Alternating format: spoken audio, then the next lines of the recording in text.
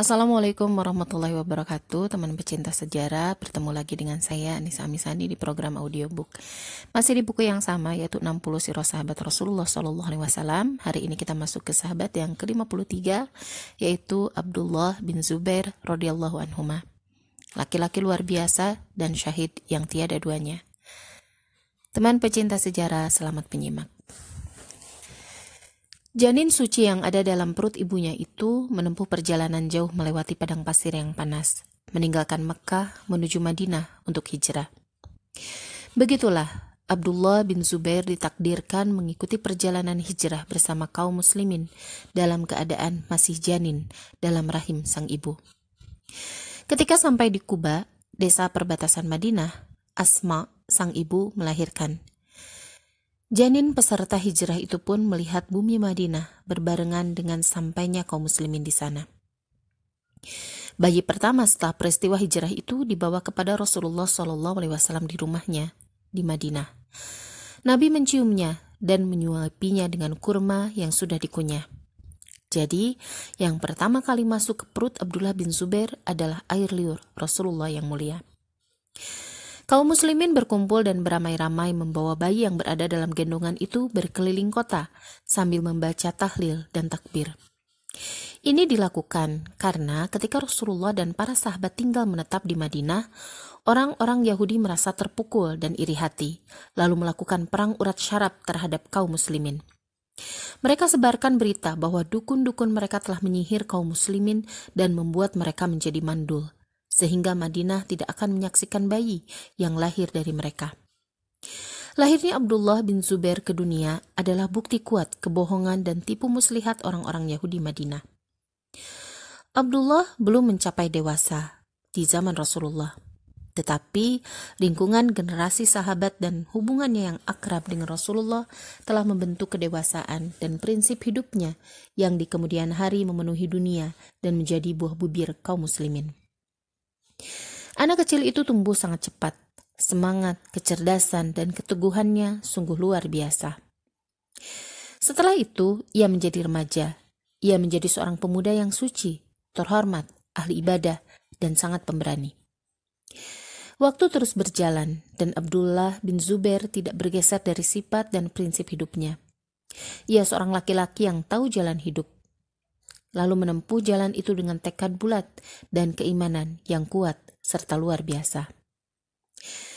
Pada peristiwa pembebasan Afrika, Andalusia, dan Konstantinopel, ia waktu itu baru berumur 27 tahun, masuk dalam deretan pahlawan pembebasan yang namanya dikenang sepanjang masa. Saat pembebasan Afrika sendiri, kaum muslimin yang berjumlah 20.000 tentara berhadapan dengan pasukan musuh yang berjumlah 120.000 tentara. Pertempuran berlangsung sengit. Kaum muslimin mulai kewalahan. Abdullah bin Zubair memandang sekeliling mencari titik kekuatan pasukan musuh. Akhirnya, ia mengetahui bahwa kekuatan mereka bersumber dari Raja Barbar yang menjadi panglima mereka. Orang itu, ia tidak henti-hentinya berteriak, memberikan semangat kepada seluruh pasukannya hingga mereka berani bertempur tanpa takut mati. Abdullah berpikir bahwa pertempuran sengit ini tidak akan berakhir kecuali dengan terbunuhnya panglima itu. Akan tetapi, bagaimana caranya? Sebab untuk sampai ke panglima itu harus melewati lautan manusia, lautan pasukan musuh yang bertempur bagai angin topan. Tetapi semangat dan keberanian Abdullah bin Zubair akan menjawab semua itu. Ia memanggil beberapa rekannya dan berkata, "Ikutlah bersamaku melakukan penyerangan dan lindungi bagian belakangku." Bagai anak panah yang meluncur kencang, ia membelah lautan pasukan musuh. Kelompok ini meluncur cepat ke arah sang panglima musuh. Ketika sudah sampai, dengan seluruh tenaga, ia sabetkan pedangnya ke arah sang panglima. Panglima itu pun tersungkur, mengembuskan nafas terakhirnya. Setelah itu, dengan rekan-rekannya ia menyerang para pengawal panglima. Mereka berhasil menjatuhkan para pengawal itu, lalu berteriak, "Allahu Akbar!" Melihat bendera pasukan Islam berkibar di tempat panglima barbar berdiri, mengeluarkan perintah dan mengobarkan semangat, saat itulah mereka tahu bahwa kemenangan sudah diraih. Mereka menyerang serentak dengan semangat tinggi seakan mendengar satu komando. Akhirnya pertempuran ini dimenangkan oleh kaum muslimin. Abdullah bin Abi Sarah, panglima pasukan Islam, mengetahui peran penting yang telah dimainkan oleh Abdullah bin Zubair. Sebagai imbalannya, Abdullah diserahi menyampaikan berita kemenangan ini kepada Khalifah Utsman bin Affan di Madinah. Sepak terjang Abdullah di medan perang benar-benar luar biasa dan patut diacungi jempol. Namun, itu semua tidak bisa mengalahkan keluar biasaannya ketika beribadah. Laki-laki yang punya lebih dari satu kebanggaan ini akan lebih mencengangkan kita manakala ia berada di barisan orang-orang yang sedang beribadah. Pangkat, masa muda, harta, dan kekuatannya tidak ada yang mampu menghalangi Abdullah bin Zubair melakukan ibadah, berpuasa di siang hari dan melakukan qiyamul lail di malam hari.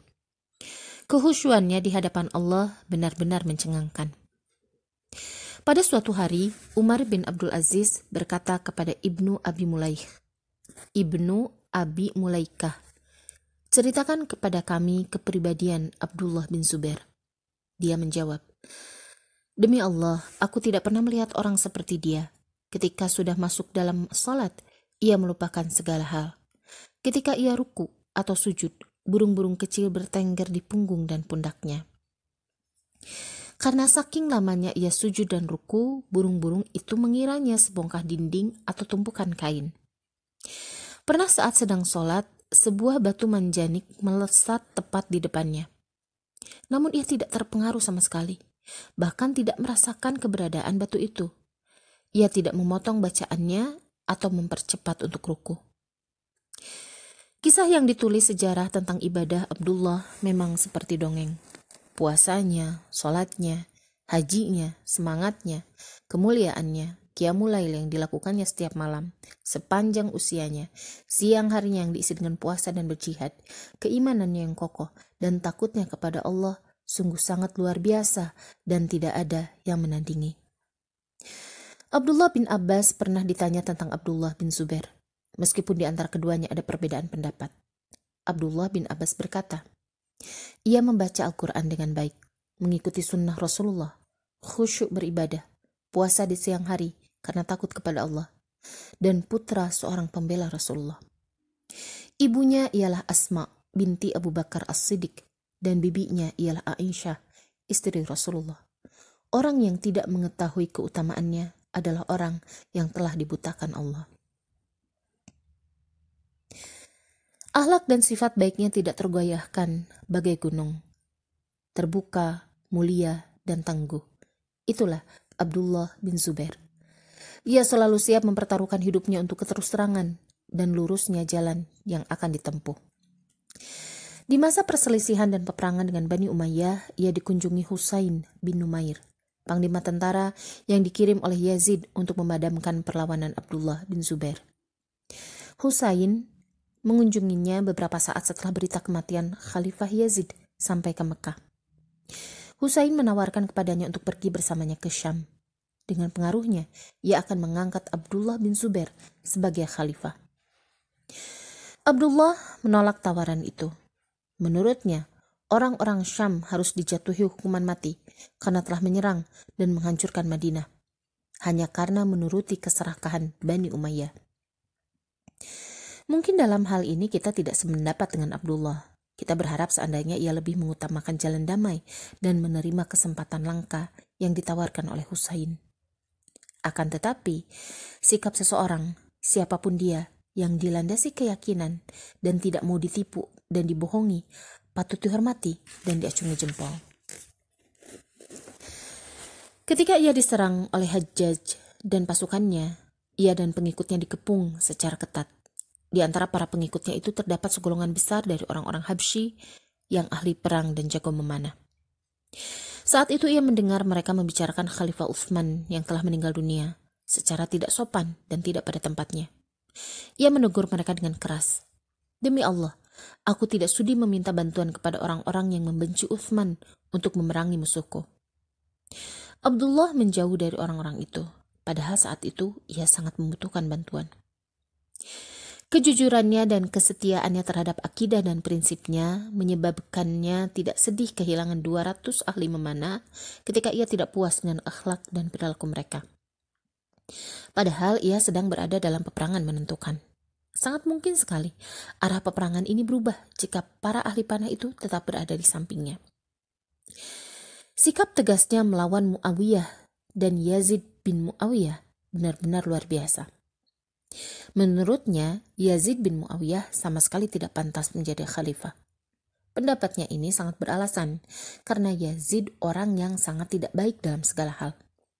Ia tidak memiliki satu kebaikan pun yang dapat meringankannya dari kejahatan dan dosanya yang menggunung tinggi.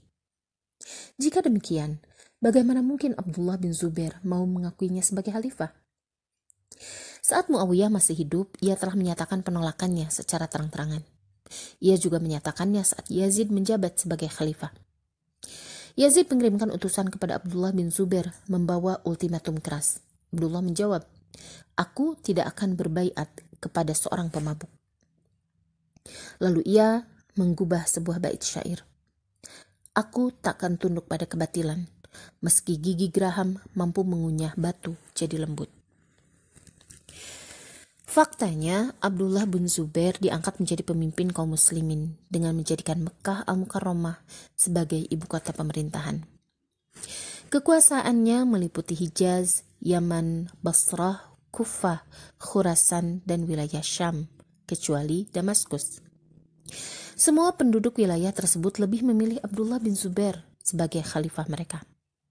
Akan tetapi, orang-orang Bani Umayyah tidak senang dengan kondisi ini. Mereka terus melancarkan serangan ke wilayah kekuasaan Abdullah, meskipun selalu gagal. Hingga akhirnya datanglah masa pemerintahan Abdul Malik bin Marwan. Untuk menyerang Abdullah di Mekah, ia memilih manusia paling kejam di dunia, yaitu Hajjaj bin Yusuf As-Saqafi.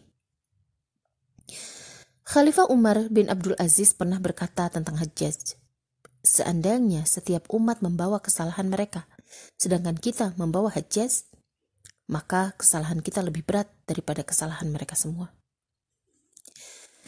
Hajjaj berangkat dengan pasukan dan para tentara bayaran untuk menyerbu Mekah, ibu kota pemerintahan Abdullah bin Zubair. Mereka mengepung kota Mekah selama 6 bulan. Penduduk Mekah tidak bisa mendapatkan makanan dan air dari luar Mekah. Hajjaj melakukan tindakan ini untuk memaksa mereka meninggalkan Abdullah bin Zubair sendirian. Di bawah tekanan kelaparan yang luar biasa itu, banyak para penduduk Mekah yang menyerahkan diri. Akhirnya, Abdullah tinggal sendirian atau hampir sendirian. Meskipun sebetulnya peluang untuk selamat masih terbuka, tetapi ia memutuskan untuk memikul tanggung jawab ini sampai titik darah penghabisan. Ia terus menghadapi serangan tentara Hajjaj dengan keberanian yang tidak dapat dilukiskan. Padahal saat itu ia berusia 70 tahun. Kita tidak akan bisa mengetahui gambaran sesungguhnya terhadap sikap luar biasa ini kecuali jika kita dengarkan dialog yang berlangsung antara Abdullah dan ibunya. Ia menemui ibunya dan menjelaskan secara rinci tentang sikapnya dan kesudahan yang akan terjadi. Asma, sang ibu berkata, "Anakku, kamu lebih tahu tentang dirimu. Jika kamu yakin berada di pihak yang benar dan menyuruh kepada kebenaran, maka tetap teguhlah, meskipun kamu harus membayarnya dengan kematian. Jangan biarkan budak-budak Bani Umayyah itu memperdayamu. Namun, jika kamu hanya menginginkan dunia, maka kamulah hamba terburuk. Kamu telah mencelakakan dirimu dan mencelakakan orang-orang yang mati bersamamu." Abdullah berkata, "Bunda, demi Allah, aku tidak menginginkan dunia. Aku tidak menyelewengkan, menzalimi, atau mengkhianati hukum Allah." Asma berkata, "Jika kamu mendahuluiku menghadap Allah, semoga bela sungkawaku menjadi bela sungkawa yang baik. Atau aku mendahuluimu menghadap Allah. Ya Allah, berikan rahmat kepadanya atas ibadahnya di malam hari, puasanya di siang hari, dan baktinya kepada ayah dan ibunya. Ya Allah, aku serahkan dirinya kepadamu. Aku ridho atas keputusanmu dan berikan pahala kepadaku atas apa yang telah dilakukan Abdullah bin Zubair, seperti pahala yang kau berikan kepada orang-orang yang sabar dan orang-orang yang bersyukur. Kemudian keduanya berpelukan dan mengucapkan salam perpisahan. Beberapa saat kemudian, Abdullah bin Zubair terlibat dalam pertempuran sengit yang tak seimbang. Pertempuran yang mengantarkannya kepada syahid mulia. Hajjaj yang memang kejam itu belum merasa puas sebelum menyalib tubuh yang sudah kaku itu. Asma yang saat itu berusia 97 tahun keluar rumah untuk melihat anaknya yang tersalib. Ia berdiri tak bergerak bagai gunung kokoh yang menjulang, menatap jasad anaknya. Hajjaj datang menghampirinya dengan lemah lembut dan merendah. Ia berkata, "Wahai ibu, Khalifah Abdul Malik bin Marwan berpesan agar aku memperlakukanmu dengan baik. Adakah sesuatu yang ibu butuhkan?" Asma menjawab dengan lantang, "Aku bukan ibumu. Aku adalah ibu orang yang tersalib di tiang ini. Aku sama sekali tidak butuh kepada kalian. Hanya saja aku ingin mengatakan kepadamu sabda Rasulullah yang pernah kudengar langsung dari beliau. Akan muncul dari Sakif seorang pembohong dan seorang durjana. Adapun si pembohong telah sama-sama kita ketahui. Adapun si durjana yang kutahu adalah kamu." Abdullah bin Umar datang mengucapkan bela sungkawa dan memintanya bersabar. Asma menjawab, "Tidak ada alasan bagiku untuk tidak bersabar karena sebelum ini kepala Nabi Yahya bin Zakaria telah diserahkan kepada si durjana dari Bani Israel." Sungguh mulia engkau, wahai putri Abu Bakar As-Siddiq. Adakah kata-kata yang lebih indah dari kata-kata ini yang pantas diucapkan kepada mereka yang telah memenggal kepala Abdullah bin Zubair lalu menyalib tubuhnya? Jika kepala Abdullah bin Zubair telah diserahkan kepada Hajjaj dan Abdul Malik, maka sebelumnya kepala Nabi Yahya alaihissalam juga telah diserahkan kepada Salom, si durjana dari Bani Israel. Sungguh satu persamaan yang sangat tepat. Jadi wajar sekali jika Abdullah mencapai derajat kepahlawanan dan kebaikan begitu tinggi, karena ia lahir dari rahim dan menyusu dari seorang ibu yang mulia. Salam sejahtera untuk Abdullah, salam sejahtera untuk Asma, salam sejahtera untuk mereka berdua yang berada dalam barisan para syuhada mulia. Salam sejahtera untuk mereka berdua yang berada dalam barisan orang-orang soleh dan bertakwa. Radhiyallahu anhu, Abdullah bin Zubair.